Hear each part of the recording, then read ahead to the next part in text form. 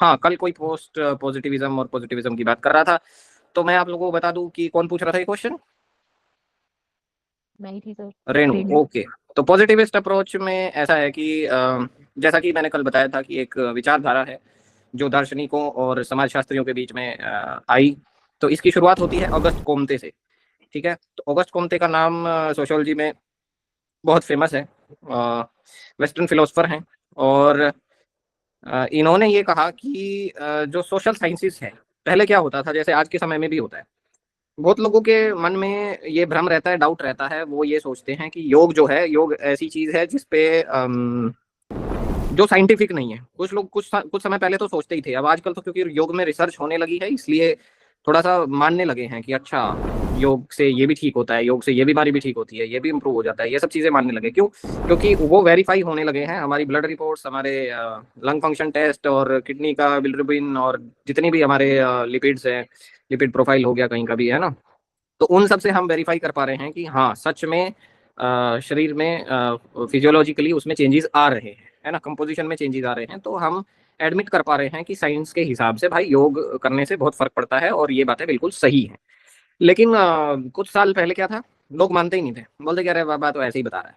ठीक है, स्वामी रामदेव जी महाराज के बारे में भी लोग ऐसे ही बोलते थे, बोले कि यार ये ऐसे ही फेंक रहा है, कुछ भी फेंक रहा है। कोई किसी भी बीमारी के लिए बोल देगा ठीक हो जाएगी। राजीव दीक्षित के लिए बोल देते थे कि कोई भी बीमारी ठीक होने की ऐसी संकल्पना ही हो रही है। ठीक है, लेकिन समय के साथ में चीजें सही होने लगी। क्यों? क्योंकि हम प्रूव कर पाए। यानी कि जो पैरामीटर्स नेचुरल साइंस में इस्तेमाल होते हैं, नेचुरल साइंस मतलब वही जो लैब में बैठ करके की जाती है और जिसमें कोजल रिलेशनशिप हम लोग देखते हैं, कोज एंड इफेक्ट का हम लोग देखते हैं, है ना।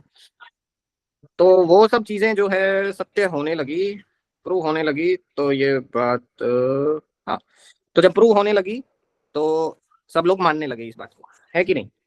नेचुरल साइंस में हम लोग प्रूव कर पाए, इसलिए योग की महानता आज के टाइम पे बढ़ गई है। तो दो टाइप की रिसर्च होती है, एक होती है नेचुरल साइंस वाली, दूसरी कौन सी होती है? सोशल साइंस वाली। ठीक है, तो नेचुरल साइंस में हम लोग जैसे किसी केमिकल की स्टडी करते हैं, फिजिक्स का कोई प्रिंसिपल देखते हैं, बायोलॉजी की कुछ चीजें देखते हैं। ठीक है, ये सब किस में है? नेचुरल साइंस में। और सोशल साइंस में क्या होता है? हम लोग रिलेशंस देखते हैं, फैमिली सेटअप देखते हैं, समाज को देखते हैं, इन सब संबंधों की विश्लेषण करते हैं, सामाजिक परिस्थितियों का विश्लेषण करते हैं। तो वो कैसी रिसर्च होती है? Social science research. तो हमारा योग किस में आता है? सोशल साइंस में आता है ना। हालांकि आजकल नेचुरल साइंस में भी इसे थोड़ा थोड़ा इनकॉर्पोरेट धीरे धीरे किया जा रहा है। ओके, तो जितने भी आर्ट्स वाले कोर्स हैं सब लगभग सोशल साइंस के ही कोर्सेज होते हैं। अच्छा, तो अब मैं बात ये कर रहा हूँ कि पहले क्या होता था ना, लोग ये सब मानते ही नहीं थे, बोले कि यार जो लैब में एक्सपेरिमेंट करके प्रूव किया जा सके वही सत्य है। बाकी ये जितनी फिलोसॉफिकल बातें हैं ना, जितने भी लोग समाज की अवधारणाओं की बात करते हैं, साइकोलॉजी की बात करते हैं, ये सब चीजें क्योंकि प्रूव करना मुश्किल होता है, तो इसलिए बोलते थे कि ये इन सब में विश्वास ही नहीं है, मतलब ये साइंटिफिक है ही नहीं, है ना। तो जरूरत थी एक समय में सोशल साइंस की रिसर्च को प्रूव करने के लिए नेचुरल साइंस के प्रिंसिपल्स को अपनाने की। तो ऑगस्ट कोंते ने यह कहा कि भाई देखो, जिस तरीके से नेचुरल साइंस में रिलेशनशिप्स को प्रूव किया जाता है, उसी प्रकार से हम कोज एंड इफेक्ट देख सकते हैं सोशल साइंस में भी। समाज के अंदर भी हम लोग अगर रिसर्च कर रहे हैं तब भी इन प्रिंसिपल्स का उपयोग करके हम लोग प्रूव कर सकते हैं रिलेशनशिप को। ठीक है, अब तबसुम जी सोच रही है कि कैसे, मतलब ऐसा कैसे संभव है? लैब वाला काम तो बाहर होता नहीं है। अरे होता है ना, रिसर्च मेथोडोलॉजी अगर आप सेम रख लेंगे तो कोई फर्क थोड़ी पड़ जाएगा। वेरिएबल्स वहां भी हैं, है ना, मैनिपुलेट यहाँ भी करना है, वहां भी करना है। हाँ, डिग्री का थोड़ा फर्क हो जाता है कि सोशल साइंस में आप एग्जैक्टली वैसा नहीं कर पाते हो जैसा लैब में करते हो, बट रिसर्च मेथोडोलॉजी तो सेम रह सकती है, एनालिसिस तो सेम रह सकता है। डेटा का एनालिसिस वही लैब वाले डेटा का एनालिसिस करना है, उसी तरीके से वही स्टैट्स के प्रिंसिपल लगा करके, फॉर्मूलाज लगा करके आप सोशल साइंस की रिसर्च में भी आउटपुट लेकर के आते हैं, रिजल्ट लेकर के आते हैं। बात सबको समझ में आई? ठीक है, तो ऑगस्ट कॉम्ते ने बोला कि सेम नेचुरल साइंस के प्रिंसिपल्स हम लोग सोशल साइंस में भी अप्लाई कर सकते हैं, और उन्होंने करके दिखाया और अपनी रिसर्च की जो मान्यता है, क्रेडिबिलिटी है, उसको बढ़ाया। ठीक है, तो उनके बाद फिर शुरुआत हो गई ऐसे ही सोशल साइंस में भी सिमिलर टाइप ऑफ रिसर्च करने की। लोगों ने रिसर्च मेथोडोलॉजी पढ़ी, रिसर्च के टाइप्स पढ़े और फिर उनको इम्प्लीमेंट करना शुरू कर दिया और रिजल्ट आने लगे। और इस तरीके से सोशल साइंस में भी सेम तरीके से रिसर्च होने लगी। तो ये एक नया शिफ्ट आया पूरी दुनिया में, और जब ये शिफ्ट आया तो इस शिफ्ट को बोलते हैं क्या? पॉजिटिविज्म। बात समझ में आई सबको? ठीक है, अब पोस्ट पॉजिटिविज्म क्या है? जब कोई चीज अप्लाई होती है तो फिर उसकी कमियां भी निकल करके आने लगती हैं, लिमिटेशंस भी आने लगती हैं, और उन लिमिटेशंस के साथ में नए तरीके भी आने लगते हैं। तो पोस्ट पॉजिटिविज्म में जो सोशियोलॉजिस्ट हुए, जो फिलोसफर्स हुए, उन्होंने कहा कि भाई देखो समाज है ना बहुत डायनामिक है, कभी भी नेचुरल साइंस में प्रिंसिपल जिंदगी भर सेम रह सकता है, लेकिन सोशल साइंस में सेम प्रिंसिपल हमेशा काम नहीं करेगा। जैसे पेड़ से सेब नीचे ही गिरेगा, ठीक है, ये 10 साल पहले भी गिरता था, 50 साल पहले भी गिरता था, 1000 साल पहले भी गिरता था, आगे भी गिरता रहेगा। It will remain same, gravitational force हमेशा सेम रहेगा और इसी तरीके से लगता रहेगा, मतलब मास के हिसाब से अपना वेट जो है बनता रहेगा किसी भी चीज का।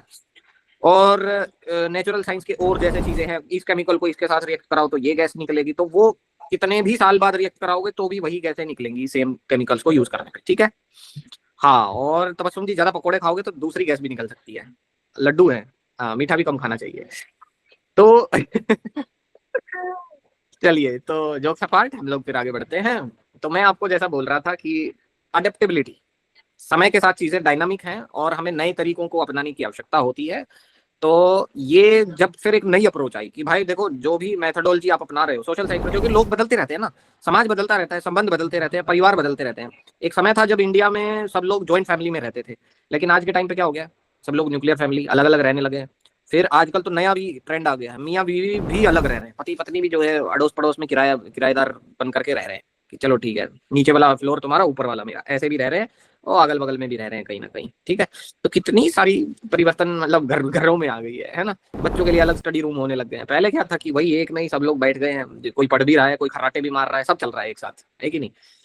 तो ऐसा होता था, हमने तो बहुत देखा है। और दिए के नीचे पढ़ने वाले लोग भी देखे हमने, हमने भी कभी कभी होमवर्क अपना किया है लैंप से, वो मटिया तेल वाला जो लैंप होता था उसके नीचे भी हम लोग पढ़े हुए हैं।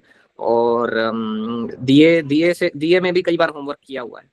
अब सब फिर हम वापस आ जाते हैं। तो अब देखो यही चीजें जो चली गई उनको कल्पना करना भी मुश्किल हो रहा है। तो मैं ये कह रहा था कि जो परिवर्तन समाज में आ जाते हैं वो जल्दी से रिपीट नहीं होते हैं, बहुत टाइम लगता है।